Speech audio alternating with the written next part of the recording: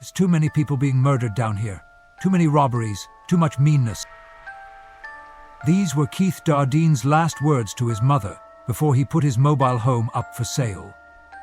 A father's instinct telling him to run, to protect his pregnant wife and 2-year-old son from a danger he couldn't quite name. But in Ina, Illinois, 1987, time ran out before the family could escape. Inside their beige and white mobile home by Route 37, life had been simple but filled with purpose. Keith collected aluminum cans after work, trading them for quarters to build his son's college fund.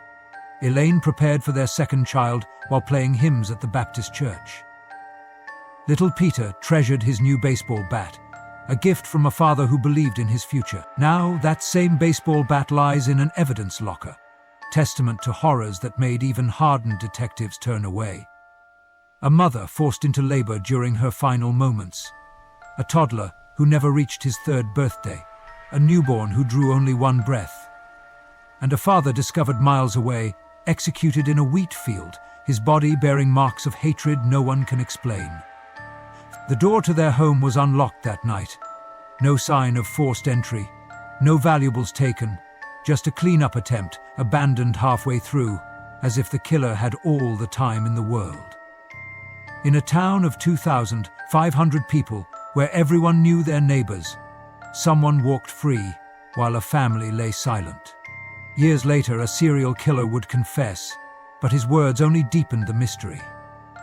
Multiple versions of events, each contradicting the last, leaving investigators to wonder, who really destroyed the Dardene family? What truth lies buried in a father's final warning about the meanness creeping into his quiet corner of Illinois? Welcome to True Crime Theater HQ. For more compelling true crime stories like this, subscribe and hit the notification bell so you don't miss our next release. In 1987, the American dream lived quietly in a beige and white mobile home along Route 37 in Ina, Illinois. Here, 29-year-old Keith Dardene had carved out a life that spoke of dedication rather than luxury. His hands, roughened from work at the local treatment plant, counted out quarters each evening, quarters each night, coin earmarked for his son's college fund. And every coin earmarked for his son's college fund. It wasn't much, but to Keith, each saved quarter represented a promise to his family's future. His wife, Elaine, worked at the local office supply store, her desk drawer already filling with tiny clothes for the baby girl growing beneath her heart. At 22, her world revolved around their 2-year-old son, Peter, whose laughter echoed through their modest home. Between customers, she would sketch nursery ideas on spare paper, planning a space for the daughter they would name Casey. The Dardenes weren't wealthy by any measure, but their lives resonated with a richness that money couldn't buy. Every Sunday morning found them at the Baptist church, where Elaine's voice lifted in the choir, while Keith played alongside her in the musical ensemble. Peter would sit in the front pew, small feet swinging, watching his parents create harmony together. After services, neighbors would gather around them, drawn by their genuine warmth and simple grace. Their mobile home, positioned where the Illinois Central Railroad tracks crossed Route 37, became a gathering place for community. Keith and Elaine hosted Bible study groups in their small living room, the coffee pot always ready, cookies often baking in their tiny oven. Peter's toys, scattered across their lawn, told the story of a child deeply loved, each plastic truck and ball representing a small sacrifice his parents had made to bring him joy. Keith's dedication to his son's future went beyond collecting cans. He worked overtime whenever possible, banking extra dollars alongside those quarters. Sometimes he'd walk the roadside after his shift, scanning the ditches for discarded aluminum that could add to Peter's college fund. The neighbors who drove past would wave, familiar with the sight of this father investing in tomorrow. One can at a time. Ina itself was barely a dot on the Illinois map, a town where railroad whistles marked time and everyone knew not just their neighbors' names, but their stories. The Dardenes' mobile home sat at the edge of this small world, their porch light a beacon for friends who'd stop by with casseroles or news to share. Even as autumn painted the surrounding fields gold in 1987, they were putting down deeper roots. their lives intertwined with the community they'd chosen to call home. Inside their home, evidence of their hopes lay everywhere. A corner of the living room dedicated to musical instruments for church. A jar of saved quarters on the kitchen counter. Peter's artwork taped proudly to the refrigerator. And on his small bed, a baseball bat. Keith's latest gift to his son, bought with money saved from an extra shift, wrapped in paper decorated with trucks, because Peter loved anything with wheels. These were the Dardines, a family building their American dream, one quarter, one hymn, one bedtime story at a time. Their story should have been one of quiet triumph, of love outlasting hardship, of faith rewarded. Instead, their mobile home by Route 37 would become known for something else entirely, a reminder that sometimes the greatest darkness falls on the most gentle light. By 1987, a shadow had begun to creep across Jefferson County, Illinois. The change came, slowly at first, a missing person here, an unsolved death there. But over 24 months, 15 families would plan funerals for murdered loved ones, an unprecedented wave of violence in a region where most people still left their doors unlocked at night. The death of a 10-year-old girl that May sent tremors through every household with children. She had vanished while walking home from a friend's house, her body discovered days later in circumstances too terrible for the local paper to print. Parents began driving their children to school instead of letting them walk. Playground swings stood empty after dark. But violence wasn't new to Ina. The older residents still whispered about 1924, when 2 spouses died mysteriously of arsenic poisoning, their deaths separated by just weeks. The killers, their own marriage partners, had lived among their neighbors for months before justice caught up with them. Then, in 1985, barely 2 years before the Dardines would face their own tragedy, a father high on LSD had murdered his entire family in their home, just 3 streets over from where Keith and Elaine now lived. Keith Dardine felt the pressure of this darkness building. His routes home from the treatment plant began to vary, never the same way twice. When Elaine mentioned a strange car passing their mobile home multiple times, Keith installed extra locks on their doors. The quarters he collected for Peter's college fund now went into a safe bolted to their bedroom floor. The change in Keith became noticeable to those who knew him best. At church, his music took on somber tones. During Bible study, he spoke more often about evil in the world. When a young woman knocked on their door one evening asking to use the phone, Keith's refusal to let her in surprised even Elaine. "We don't know who people really are anymore," he told his wife that night. His mother noticed the shift in her son during their weekly calls. Keith's voice carried a weight she hadn't heard before. Then came the conversation that would haunt her after everything that happened. "I don't care if I have a job waiting or not," Keith told her, discussing his plans to move back to Mount Carmel. "There's just too many things happening down here, people being murdered, robbed, all kinds of meanness." The "for sale" sign went up in front of their mobile home that autumn. Keith dropped the price twice in 2 weeks, eager to move his family away from what he sensed coming. He started packing boxes on weekends, family photos, Peter's toys, baby clothes for their unborn daughter. Elaine noticed him checking the locks multiple times each night, testing windows, listening to every sound that carried across the railroad tracks. "It's a stable, Mike. It's hot in here." At the treatment plant, Keith's co-workers saw him scanning the parking lot before leaving each evening. He began parking under streetlights, started carrying a flashlight even during day shifts. When asked about these changes, Keith would shrug them off, but his eyes told a different story. One of a man who sensed himself in the path of approaching danger. The last box Keith packed contained Elaine's sheet music from church. On top, he placed the baseball bat he had given Peter, already planning to buy his son a new one once they reached Mount Carmel. But like the quarters he'd saved and the prayers he'd offered, these preparations would prove futile against what was coming. The darkness Keith sensed gathering around his family was moving faster than his attempts to escape it. November 18th, 1987 began like any other Wednesday at the treatment plant. The morning shift started at 7, and Keith Dardine's absence was immediately noticed. This wasn't a man who missed work. Each quarter in Peter's college fund had been earned through perfect attendance. His supervisor tried calling the house. No answer. He waited an hour and tried again. Still, by noon, concern had turned to worry. Keith's co-workers remembered his recent unease, his talk of moving away. One recalled his parting words the day before: "Lock your doors tonight." When calls to the Dardines' home went unanswered for the third time, Keith's supervisor contacted his parents. They hadn't heard from the family either. The police arrived at the mobile home as evening approached. Through the windows they could see shapes beneath blankets on the bed, motionless in the fading light. The door was unlocked, no signs of forced entry.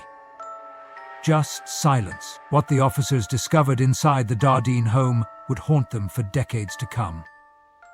Beneath those blankets lay Elaine, her body bearing evidence of unimaginable violence. The brutality had induced labor, a final cruel twist of fate that brought her unborn daughter into a world of horror. Next to his mother lay 2-year-old Peter, his small form still and silent. The baseball bat Keith had given his son sat in a corner, its purpose perverted beyond recognition. This gift from a father's love had become an instrument of evil.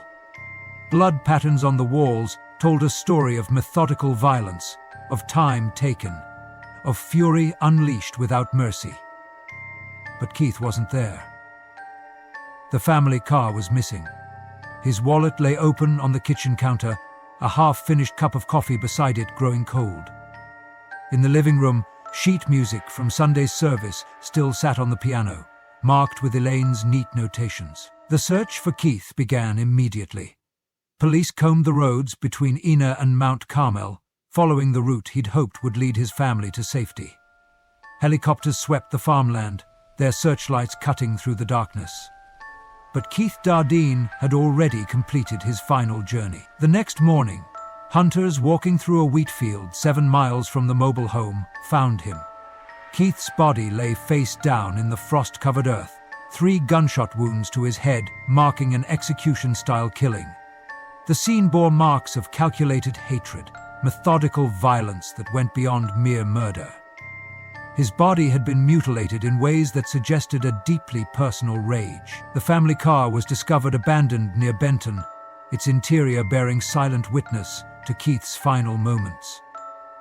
Blood patterns indicated he'd been forced to drive to the wheat field, perhaps knowing what had already happened to his family. Or worse, what was yet to come.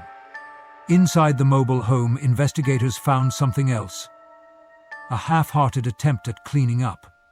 Bloody rags in the sink, partial wiping of surfaces, as if the killer had started to erase their traces, but decided it didn't matter. They had taken their time. They had felt safe enough to linger. The unlocked door suggested the Dardines had known their killer. The lack of forced entry hinted at trust betrayed. Somewhere in Ina, someone walked free, carrying the weight of 4 lives ended with calculated malice. Keith's premonition of danger had proved tragically accurate, but his desperate attempt to outrun it had come too late. As investigators pieced together the puzzle of the Dardine family murders, each new detail only deepened the mystery. The unlocked door stood out immediately, no broken windows, no splintered frames, no signs of forced entry. Someone had walked into their home as easily as any welcome guest. In a community where neighbors still brought casseroles to new mothers and borrowed cups of sugar, this detail carried a weight that settled heavy on every porch in Ina. The killer's motivations defied conventional explanation. Nothing of value had been taken. Keith's wallet still held cash. Elaine's jewelry lay untouched in their bedroom. The television, stereo, and other electronics remained in place. This wasn't a robbery gone wrong. This was something else entirely. More puzzling still was the partial cleanup attempt. Bloody rags in the sink, half-wiped surfaces, as if someone had started to erase their traces but abandoned the effort midway. This suggested a killer who felt no urgency, who owned the night as if it belonged to them. Someone who knew they had time. someone who knew the family's routines. The violence itself told a story of personal rage, yet investigators found no evidence of the typical triggers. No signs of marital strife, no financial troubles, no workplace enemies. Keith and Elaine's bank accounts showed the careful spending of a young couple saving for their children's future. Their church friends spoke of a family devoted to each other and their faith. As news of the murders spread, Ina changed. Doors that had never known a key now stayed locked. Parents walked their children to school in groups. The sound of a car slowing down on a residential street would send people hurrying inside. The mobile home park where the Dardines had lived slowly emptied as families moved away, unable to stay in the shadow of such. But while others fled, Joanne Dardine, Keith's mother, stood her ground. Grief transformed her into a force of nature, determined that her family's story would not fade into forgotten newspaper archives. She began collecting signatures, 3,000 names on pieces of paper, each one a plea to bring the case to the Oprah Winfrey Show. But the producers turned her away, saying the details were too brutal for daytime television. Undeterred, Joanne turned to America's Most Wanted. For months, she called their offices daily, sent letters weekly, refused to be ignored. Finally, in 1998, 11 years after losing her son and his family, the show aired a segment about the murders. Joanne sat in her living room, surrounded by photos of Keith, Elaine, Peter, and the granddaughter she never met, hoping that someone, somewhere, would remember something that could break the case open. The segment generated leads, dozens of them. Each one promised to be the key that would unlock the mystery. Investigators chased down every tip, interviewed every witness, explored every theory. But each promising lead eventually unraveled. Each potential breakthrough led to another dead end. The baseball bat that killed Peter and his baby sister remained in an evidence locker, its surface examined countless times for traces that might reveal its handler. The family car, where Keith spent his final moments, was processed again and again, each time with new technology, each time yielding nothing conclusive. Years passed. The case file grew thick with interviews, theories, and forensic reports, but the truth remained elusive. Someone had walked into the Dardine home that November night. Someone who felt comfortable enough to take their time. Someone who harbored enough rage to destroy an entire family. That someone still walked free, perhaps still in Ina. Perhaps watching as the investigation slowly went cold. He said she walked fast. He said she was hungry, since she was afraid that the Dardines' home would. The quarter jar that had held Peter's college fund sat in the evidence room, each coin a testament to Keith's hopes for his son's future. The sheet music from Elaine's last church service yellowed with age. And in a small box in Joanne's home, a stack of 3,000 signatures reminded the world that someone, somewhere, knew the truth about what happened to the Dardine family. 12 years after the Dardine murders, a name emerged from the darkness: Tommy Lynn Sells. His story began in infancy when spinal meningitis claimed his twin sister's life at 18 months old, leaving him to grow up in the shadow of loss. By age 7, he had already begun a descent into substance abuse, a child trying to numb pain no child should know. The true horror of Sells' childhood emerged later: a trusted adult from a neighboring town who offered friendship to a lonely boy. This man showered young Tommy with gifts, gave him a place to stay, earned his trust. It wasn't until years later that the truth surfaced. The man was convicted of child molestation, with Tommy among his victims. The abuse had started when Sells was just 8 years old. By 13, Sells had left school entirely, drifting between towns, surviving on odd jobs and theft. His mother's departure with his siblings left him completely alone, a teenager whose understanding of the world had been twisted by trauma and betrayal. This was the beginning of a journey that would lead him across America, leaving a trail of violence in his wake. When finally captured in 2000, Sells claimed responsibility for over 70 murders. Investigators could verify only 22 of them. Yet he insisted the Dardine family massacre was among his crimes. His confessions came in multiple versions, each one different from the last, each one raising more questions than answers. In one telling, Sells claimed he met Keith Dardeen at a truck stop. In another, it was a pool hall. The details shifted like sand. Keith had invited him home for dinner. No, Sells had seen the "for sale" sign and pretended interest in buying the mobile home. Each version carried fragments of truth mixed with obvious fabrications. A maze of half-truths that investigators struggled to navigate. The most disturbing version included claims of a sexual proposition from Keith, an allegation that made no sense to those who knew the devoted family man. Friends who remembered Keith's caution about strangers, his refusal to even let a young woman use their phone, found it impossible to believe he would invite an unknown man into his home. Sells described details about the murders that seemed to match the crime scene, but investigators noticed these details had been published in newspaper accounts. When pressed about specifics that hadn't been made public, his story would change, or he would grow vague. The experienced killer appeared to be doing what he'd done before, inserting himself into notorious cases, perhaps seeking attention, or trying to manipulate the system. When Texas investigators offered Sells immunity from prosecution for illegal weapon possession if he would take a polygraph test about the Dardeen murders, he refused. This decision sent him back to prison for parole violation, but the truth about his involvement in the Dardeen case remained as elusive as ever. In 2000, Sells' violence caught up with him in Del Rio, Texas. He attacked two young girls, 13-year-old Kayleen Harris and 10-year-old Crystal Searles. Kayleen didn't survive, but Crystal did, providing testimony that finally brought Sells' reign of terror to an end.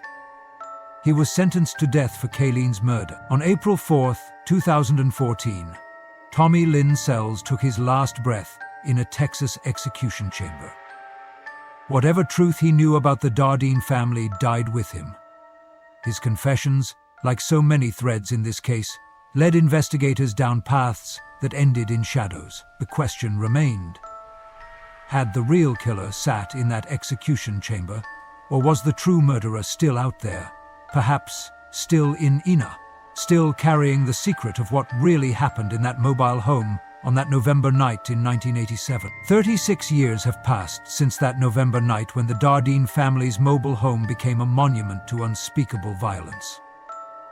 The jar of quarters Keith collected for Peter's college fund sits in an evidence room, each coin a reminder of dreams that never had the chance to flourish. Elaine's sheet music remains frozen in time, the last hymn she would ever play, marked with neat pencil notes in margins now yellow with age. The questions that haunt investigators still echo through Ina's streets. How did someone enter their home without force, moving freely through rooms where Keith had so carefully installed extra locks? The timeline remains a puzzle. When did Keith encounter his killer?